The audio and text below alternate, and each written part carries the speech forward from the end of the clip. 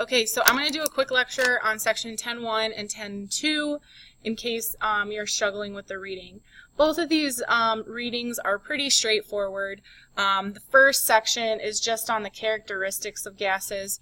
So how do we talk about gases? Why are they important to chemistry? Things like that. So if we take a gander here, there's a couple of things that we need to realize, that there are only a few elements that exist under ordinary conditions as gases. So let's make that one of our first thing. There's few gases under ordinary conditions. So what are ordinary conditions? It would be like the conditions that we have now. So like whatever room temperature is, 293 Kelvin, 1 atmosphere, those types of things, okay? And I bet you could think of a couple of them. So like hydrogen is going to be a gas under ideal conditions.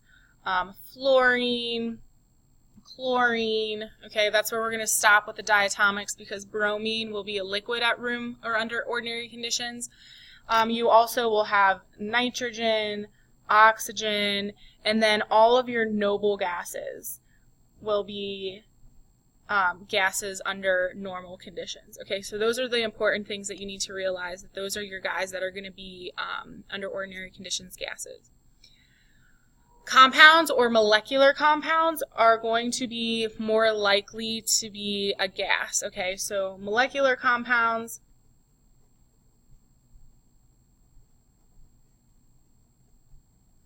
more likely to be gases. And that's because there's no metals involved. So no metals. They're simple structures.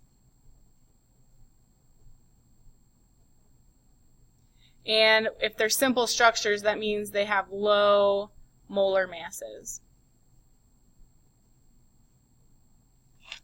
Okay, so those are the things that I need you to think about. So like, for example, methane is the methane gas that we use, so CH3, so that's 12 plus 3, so that really only weighs 15 grams.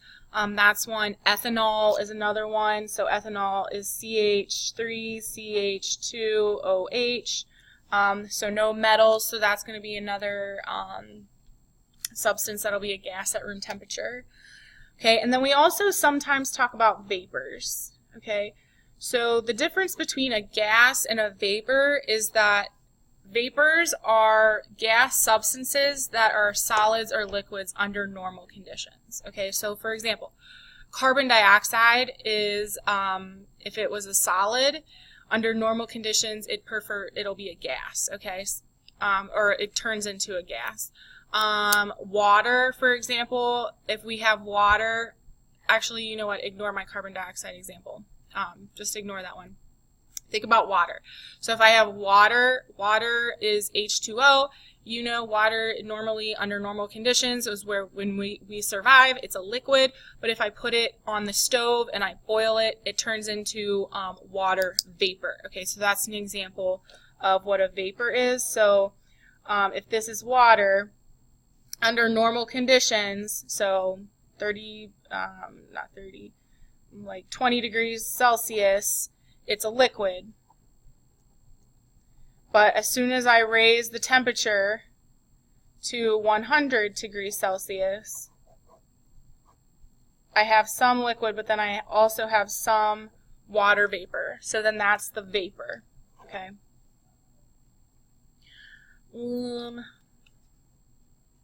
And then the last two things I want to talk about is pressure. So if we apply pressure to a gas, its volume is going to decrease. And that kind of makes sense, right? Because if you think about gases, gases move very fast, so they're going to take up all the space that's given to them.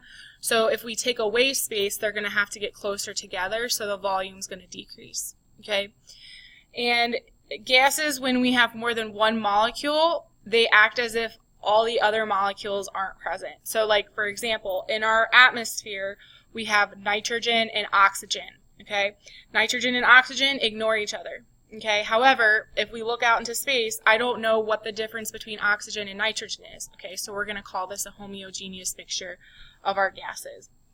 Okay, and different gases will behave similarly, and that's why we can have these things called the gas laws. Okay, so that's section 10.1, pretty straightforward, not a lot of information, but section 10.2 we do need to make sure that we can convert between our pressures. Okay, so pressure starts on page 395, and we need to talk about some things here. Okay, so a lot of my physics people probably already know this, that pressure is just a force over applied amount of area.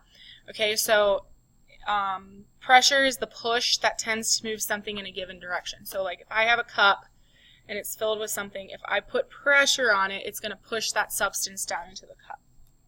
Okay, so we also have this thing called atmospheric pressure. Okay, so it's the pressure that we feel on a regular basis. So what is the atmosphere implying onto our pressure? Okay, and the way that the pressure moves from whether it's about to rain or if it's not about to rain will change in the air, and that's why we can use a barometer to see whether it's going to rain or not. Okay, so the SI unit for pressure is newtons over meters squares, which we call pascals. Okay, a couple of the other things is Torricelli. He's the guy that invented the barometer, and it talks about if the pressure pushes down, the mercury level rises. Your book does a really nice job of showing a picture of that. Okay, and then standard atmospheric pressure, it's the pressure that the column is, or the pressure to support a column of 760 millimeters high. So when we hear 760 millimeters high, that's going to be the standard atmospheric pressure, which we'll also talk about. These are the conversions that we're going to use. These are the conversions that I'm going to need to know how to do. Okay, you would be given the conversions, you just need to know how to convert. So for example, 760 millimeters of mercury is equal to 1.01 times 10 to the 5th pascals, which is also equal to 1 atmosphere, which is also equal to 760 torrs. So we need to be able to convert between all of these depending on which sort of constant I need to use for a gas pressure law. So like for example, if I need to convert 0.357 atmospheres and I want to go to torrs, it's going to be the same thing that we've been doing before, just using dimensional analysis. So I'm going to say question mark torrs is equal to 0.357 atmospheres, and then you're going to say, well, for every 1 atmosphere, the conversion is for every 1 atmosphere I will have 760 torrs. Okay, and then atmospheres cancels, you're left with torrs, and then you can just plug in and solve the answer. And that's pretty much all that there is for section 10.2 as well. We'll do problems before we run into our actual gas laws. Thanks.